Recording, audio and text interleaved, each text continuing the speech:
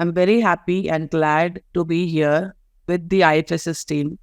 And the IFSS is born from PSSM.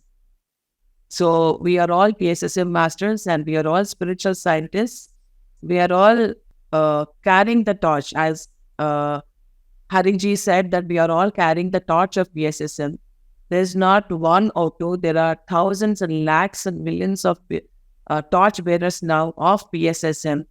And we are all doing amazing work. Every pyramid master is doing amazing work, and they are doing the work in 10 times, 20 times more than what they used to do, what they, how they used to spread about meditation or vegetarianism. And yes, PSSM movement is going to be much stronger than ever before, and it is going to move forward, and it is going to spread across the globe. Each and every person, each and every human being needs to become a meditator, needs to become a vegetarian. And that is what was envisioned by Patriji. And that is what we as a PSSM family will take it forward. So thank you so much, my dear friends, for that thing, because there's never a day that we do not remember the great Grandmaster Patriji. And yes, my dear friends, for today's topic, being compassion and Ahimsa, my dear friends. And as you know that PSSM has two pillars. First is meditation, and the second one is Ahimsa. We all know about that. So why do we meditate? Why do we meditate? All of us come for different reasons. Some want to solve their health problems, some want to solve their emotional problems, some want to solve their mental problems, some want to attain peace, someone wants to escape from their reality, someone wants to, just try it out, experiment with it. Somebody just come land in this place, they don't know why. So everyone comes for different reasons. For physical problems, mental problems, emotional problems, for financial problems, for anything, for relationship problems. It can be anything, but they all come into meditation to become a better person, to solve their own problems, to become a better person on every level. So we all come here and start meditating, and then slowly we start to realize that the reason that we came here for is nothing. There's a much greater purpose of meditation. There's a higher purpose for meditation as we go and start doing meditation. And what does meditation make us? Meditation will make us more understanding. Meditation will make us more righteous. Meditation will make us more compassionate. Meditation makes us more balanced, thinking wisely, thinking inclusively. And meditation makes us connect to our heart. And so that our hearts get connected to the cosmic heart and the earth heart. So that is what inclusiveness happens. When we meditate, we become more and more inclusive of everything. So that is what happens when we meditate. We become more and more inclusive, more and more righteous in our speech, in our actions, in our karma, in every aspect.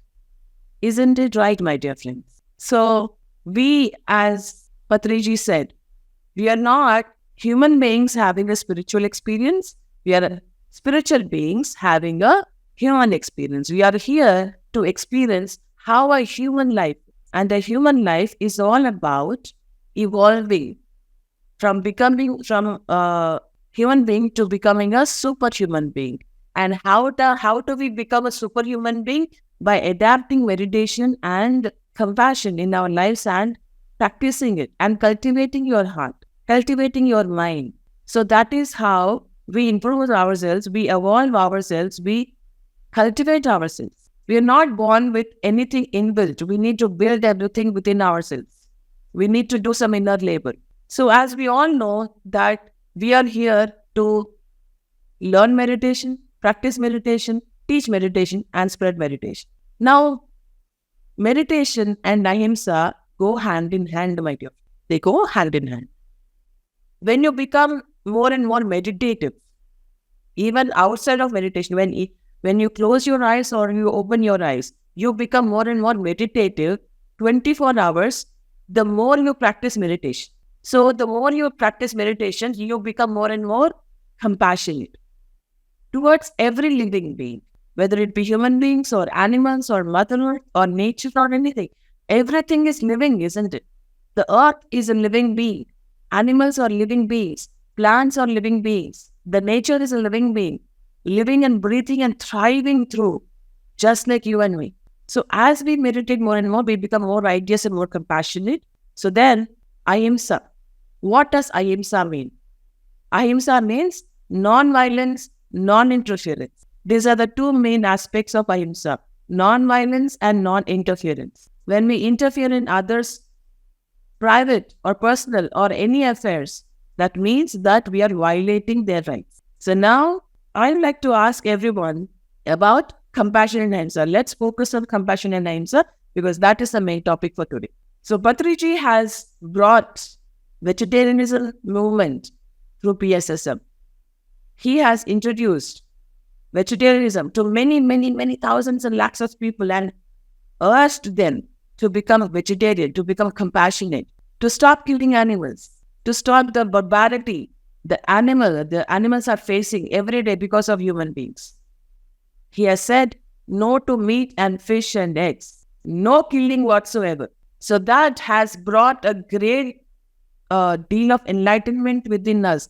And we are moving towards more and more and more sattvic kind of living, sattvic way of living, sattvic way of eating, sattvic way of thinking, sattvic way of speaking, my dear friend. It has brought a big change in us. So you can say yes or no, let's make it more interactive. So has it made any difference to you in your emotions, in your thoughts, in your own being, in your speech, in the way you relate to others? Did it make any difference to you? Yes or no, you can do that. Anything is accepted. All answers are accepted because it is coming from you. It is your experience. It's your opinion. Yeah, from my side, absolutely. I was a non-vegetarian, but after meditating, when I started, it happened to me. It occurred to me. Vegetarianism occurred to me, but that has opened up a new dimension in my spiritual life. It has improved the sensibility in me. The way that I sense things changed a lot. I used to be not sensitive towards anything, and becoming more and more sensitive after becoming vegetarianism has developed that sort of compassion in me as well, because I could sense what creatures are, what fellow beings are, and what the environment is, even the environment. So my sensibility has definitely, become a path breaker and becoming more spiritual. Yes, and not just sensibility, we become more and more sensitive towards these beings. So we become more sensitive to their pain, to their suffering, to their agony, and we respond to them because our heart is open now through meditation. Now, I'd like to take it a little bit forward, okay? So we have started a project called SWAG, which is Save Water and Go Green. And SWAG's three main objectives are, first is to save water, never waste any kind of natural resource for whatsoever reason. And the second part is to adopt plant-based living, total plant-based living. And the third one is to plant trees wherever you can, whenever you can. Please plant trees, because that is what Patriji wanted all of us to do. Don't just wish for it, work for it, is what he used to say. Let's start working for it. Okay? So those are the three objectives of SWAG, my dear friends. And today we are going to talk about the second topic, which is the adopting of plant-based living. So now, when I talk about plant-based living, I have to say something. Patriji has introduced to us saying that we should not eat meat, eat fish, or eat eggs, or consume anything which come from these particular animals or these particular ingredients. As we call it, they are not ingredients. They once were an individual. They once were a person that we have tortured and made them suffer. So we have avoided meat and fish and eggs. I want to congratulate each and every one to have taken this step forward. You have to give a pat on your own back that you have done this for humanity, for Mother Earth, for animals. I really want to congratulate every one of you. That's wonderful. Right. So, do we stop here or do we take it to another level? It's up to you. I'm only here to introduce you that yes, there is a next level. Okay?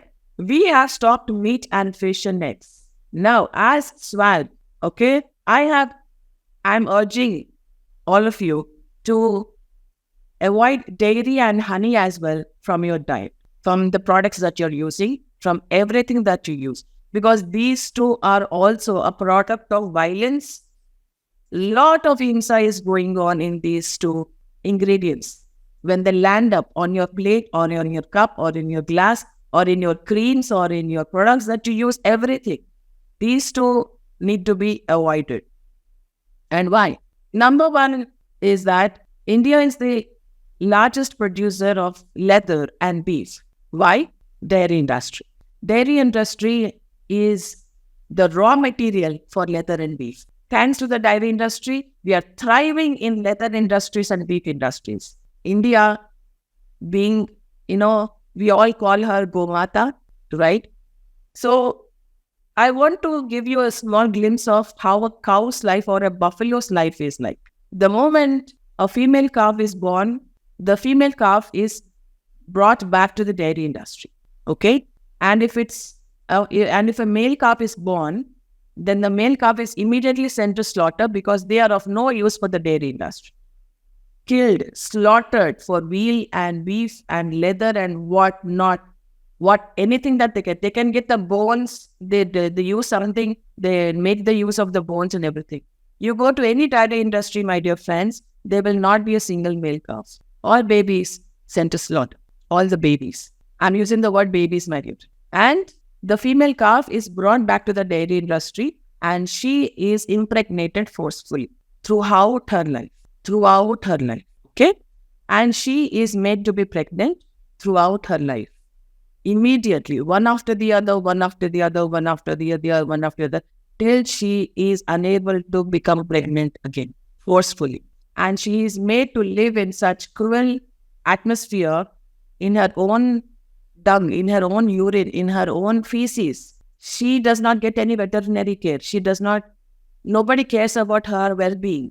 She is only seen as a milk machine, which we consume in our coffees, in our teas, in our curds, in our ghees, in our everything. Okay? And then once she is unable to become pregnant anymore, there are 3 things that are done for a dairy cow or a buffalo, for any dairy mammal. She is either left on the roads to eat garbage, to eat plastic and die there. And the second thing is they are sent to the leather industry. Their skin is ripped off while being alive. Just imagine your skin being ripped off when you are alive. Imagine. Just pull your skin leg. Just try pulling your skin leg. The pain that they endure, the animals, is the same that we do. Exactly the same. The skin is ripped off. The cows or the buffaloes are hung up to a machine and the machine rips it off like they are nothing. And then once they are done with the skin, they have taken the raw material for leather. And now the raw material of beef is going to happen. They chop her off again and send them to the beef industry. And that is the life cycle of a cow or a buffalo, a dairy cow or a buffalo in the industry. So while we are funding for these atrocities, when we go to a supermarket, when we go to a milkman, when we go to any dairy industry, when we go to any even small shop for milk, what are we paying for? We all know that money is energy, right? We all know that money is energy. So what are we giving our energy to? When we pay for dairy, we are asking them to kill all the male cows. When we are paying for dairy, we are actually asking them to forcefully impregnate the cows, forcefully, forever and ever and ever, to give them injections to produce more milk forever and ever and ever, till they become useless. When we give our money for meat, what happens? We are asking them to kill them for us, isn't it? When we give our money for eggs, what are we asking? We are asking them to give them injections again and again, more and more, to let them produce more and more eggs for us, isn't it? When we give our money to fish, to buy fish, we are asking them to finish off the entire marine life, isn't it? In the same way, when we are giving money to dairy, we are asking them to do this.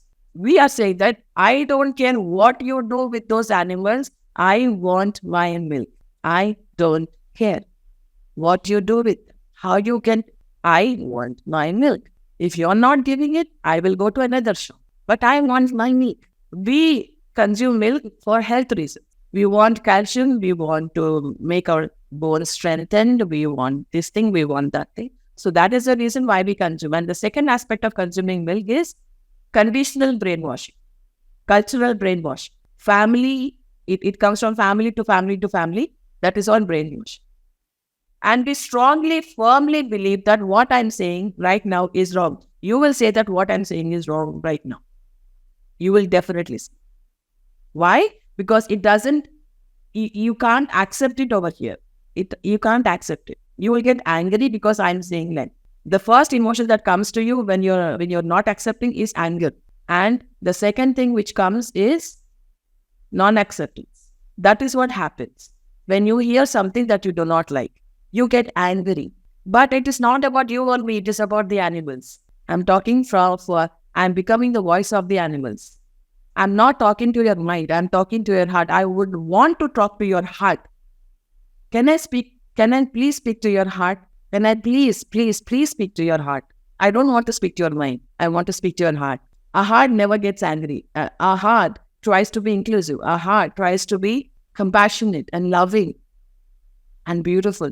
So I want to talk to your heart. So this is what happens in the dairy industry, and we are supporting it, knowingly or unknowingly. In November 2018, my dear friends, till then, I was a vegetarian. Okay? So what happened in November 2018 is I just happened to browse. We keep browsing the YouTube videos, isn't it? We watch this video, that video, and suddenly a video came up on my computer about the dairy industry. And that is when it moved me to the core. The things that are happening to these beautiful animals moved me to the core, and I just dropped them instantly. And I do not expect the same from you, because you're not me, I'm not you. I cannot expect the same thing from you. I'm just bringing you the awareness of what is happening behind our back. I saw what was happening behind our back. So I stopped. I dropped instantly. I do not want to be a part of this cruelty. I do not want to be a part of this, whatever is happening. So, do you want to be a part of this? You decide. It's up to you. And the second aspect is that, okay. So, the second aspect is that non-interference. Who gave us the right to interfere in any animal's lives? Who gives the right to come in between a mother and the daughter or the son? Who gave us the right? So, I'd like to ask you, can I use your body for my selfish good? Anyone here can say yes or no. Anyone here. Can I use your body to cater to my selfishness? Please, can I do that? Please. No, I love you, but I really want to use your body. Can I use your body? I love you. Mind you, I love you. But can I use your body? Please, can I use your body? I love you. I like you. I respect you. I adore you. I have high regards to you. But can I use your body, please? Please, can I use your body? I want to use your body however I want to. Can I use it? Please, can I use it? Would you want to use my body however you want to? Would you want to use my body however you want to? No, no, no, no, no, no, no, no, no. Everybody's saying no. Right. So, all the animals are Mother Earth's children, aren't they? You are her child. I am her child. Animal is her child. So, doesn't Mother Earth weep when her children suffer? So, are we in the cycle, or are we contributing to making the Mother Earth's children suffer? Yes or no? Are we being a part of the cruelty which is happening towards the cows and the buffaloes? Yes or no? So the karma concept says that whatever we give out, it comes back to us. Does it apply only to the human beings? That what I do to Hari will only come back to me, and what I do to kill a goat or a calf or a hen doesn't come back to me? Is that a different karma? Does it work in any way differently over there with animals? What we give to others will come back to us. What we do comes back to others. It doesn't matter whether it's for human beings, for animals, for Mother Earth, for nature, or whatever. Our actions, whatever we speak, whatever we think, whatever we do, it comes back to us anyhow. So the energy that you give out will come back to you. So what kind of energy that are you giving to the human beings or the animals or Mother Nature? How? And when we come to honey, my dear friends, I would like to ask you a question. A honeybee goes from flower to flower to flower to flower to flower, collecting nectar to make honey. Is it for you or is it for me? Who do they collect nectar for? Who do they make honey for? So how many of us say that they work for themselves, and how many of us say that they work for me? Why does a cow become pregnant? For themselves or for you? Why does a lady become pregnant? She will become pregnant for herself because she wants to carry her child. She wants to have a family. And the same is the case with animals, my dear. The same is the case with animals. They have emotions. They have love. They are emotional beings. They have a group soul. We have individual souls. They have group souls. They have group karma. And who gave us the right to steal the hard work of the honeybees? You go for a job. You earn money. You do business. Everything for who? Are you doing everything for me? No. You are doing this so that you can survive, so that your family can survive, so that you can be happy. You can buy things that you want. You can live in a house that you want, so that you can be happy. What right do we have to steal the hard work of the honeybees? We just grab it. What if I do the same thing to you, to steal your hard work, your hard-earned money? You will be devastated. So it doesn't matter whether it's a small animal or a big animal. Non-violence and non-interference will have to be there. So that is what compassion is all about. That is what inclusiveness is all about. We need to speak for the entire animal kingdom, my dear friends. Entire animal kingdom. So that I'm talking only about the plant-based food, which is no meat, no fish, no eggs, no dairy, no honey, my dear friends. And I come to the other 5 aspects of plant-based living. And what are they? I would like you to say no to leather, no to silk, no to fur, no to wool, no to animal-tested products. Can I get a no for all these things, please? If you want to contribute to animal cruelty, say yes. If you don't want to contribute to animal cruelty, say no to all these 10 things. No leather, no fur, no wool, like real wool, like the pashmina or the cashmere wool that they say. No wool. You can use synthetic wool. You can use microfiber to keep yourselves warm. I'm not asking you to stay to shiver in the cold. I'm not asking you to do that. I'm just asking you to stop the cruelty in animals. The wool industry. The sheep are shared mercilessly, cruelly. Sometimes their skin also gets ripped off while they're shaving the wool off. They suffer a lot. They're kicked. They're mutilated. They're mishandled. They're abused. They're humiliated. All the animals right now are being humiliated, are being abused, are being kicked, are being mutilated, are being slaughtered, are being electrocuted, are being debeinged. Everything is happening.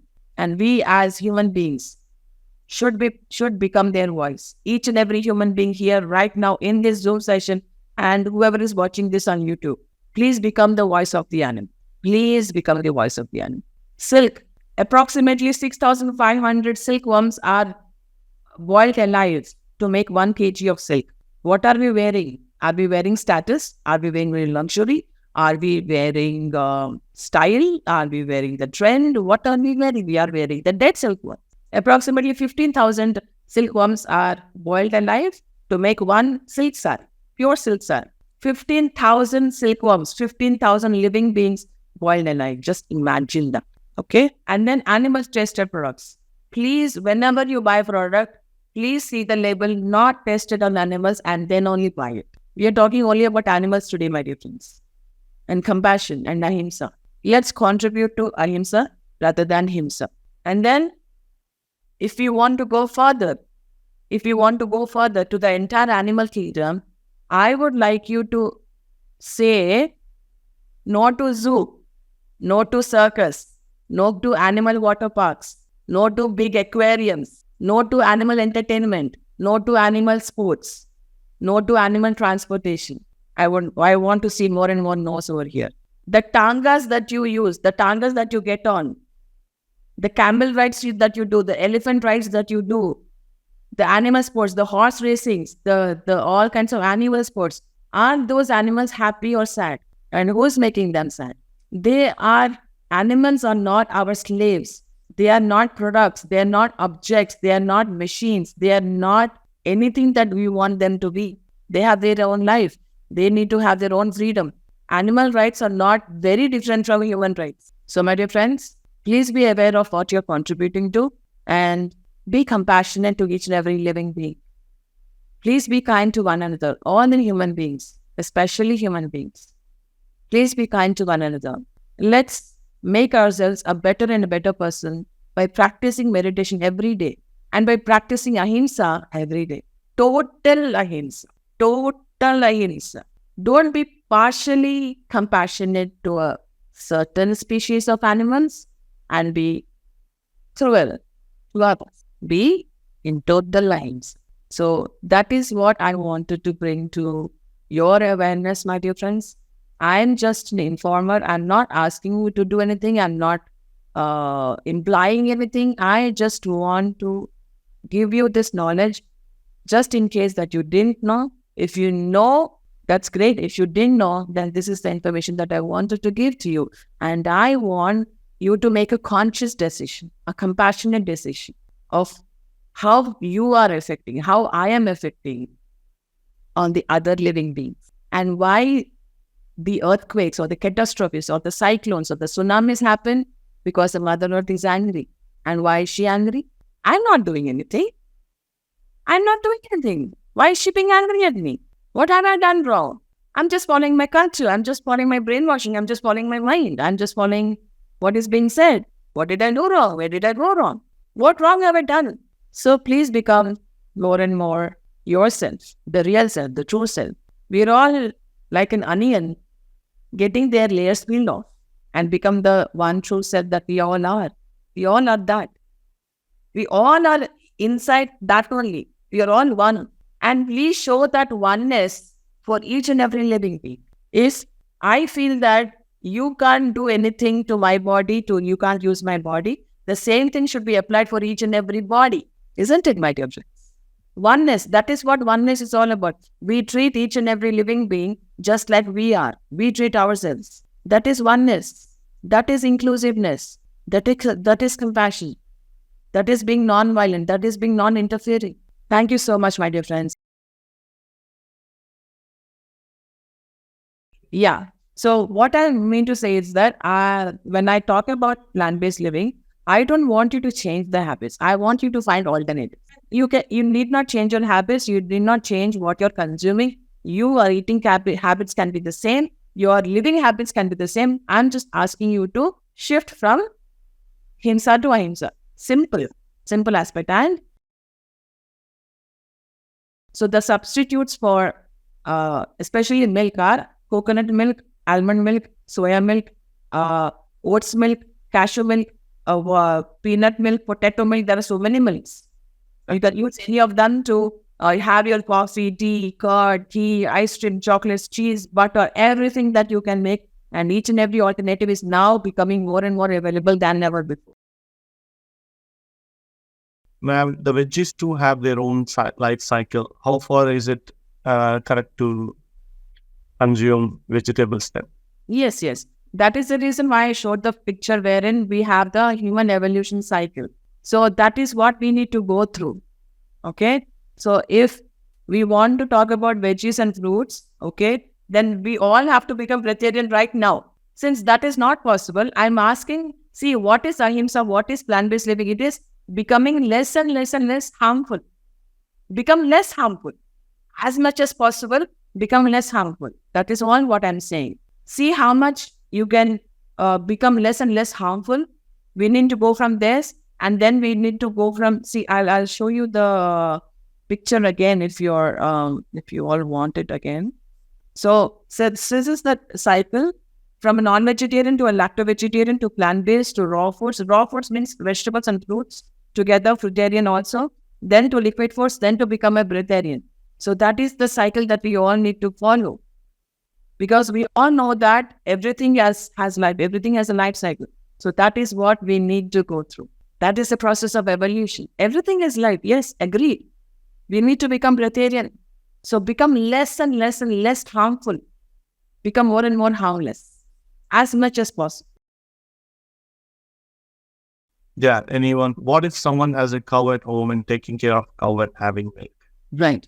So just because we are taking care of them, it doesn't mean that we take anything or everything from them. The mother's milk belongs to their babies. It is not for you to take. It is not for you to consume. It is not healthy for your body. So you can take care of them. There's nothing wrong in taking care of them. You can feed them. You can give them shelter. You can take care of them, but take nothing from them is what I'm trying to say. You don't need any animal protein in your body. See, what we say to non-vegetarians is that when you consume meat or fish or eggs, what happens is you consume the secretions of their bodies, which come out of fear, out of the fear of death, out of the mental trauma, the physical trauma, the emotional trauma. All these things goes on into their mind when they are about to be slaughtered, isn't it? And all those juices are there in the meat, still intact when you consume meat. So all of them goes into your body. So what happens when we consume milk or honey? Doesn't the same thing happen? We are consuming their secretions which happened in their body. So they don't want to give it to us. They want to give it to her child, but we are taking it. They don't give it, we take it. That's the difference. We think that they are giving it to us. No, they are not giving it to us. They are taking it. It belongs to her baby. So then what kinds of emotions that mother goes through and what are we consuming inside ourselves? Fantastic. So Lord Krishna, we have no other example to quote other than Lord Krishna when it comes to dairy, isn't it? Because we find convenient excuses. We find convenient mythological terms when it comes to our food, because when we don't want to link that. So we find all these things, convenient excuses. So Lord Krishna is above karma. And Lord Krishna, did he only have cheese and curds and ghee and butter and all that? Or did he do many other things? He lifted Govardhan Giri with a single little finger. Can you do that? Can I do that? Hari, can you do this? No. But I ate butter, I will eat butter, but I'll not do this. So Lord Krishna fought the Mahabharata. He showed his Vishwarupam to everyone, to Arjuna. He did so many other things. See, another example that I give is Krishna killed his mama, Kansa mama, right? Okay. So now I kill my mama and go to the court and say, Lord Krishna killed his mama. What did I do? What did I do wrong? So will the judge leave you? No. Yeah. Yeah. So let's stop comparing ourselves with those higher consciousness beings. Okay? Go to that level and do everything that you want. None of my business. I'm only speaking on behalf of the animals. Be as harmless as possible. That's all I say.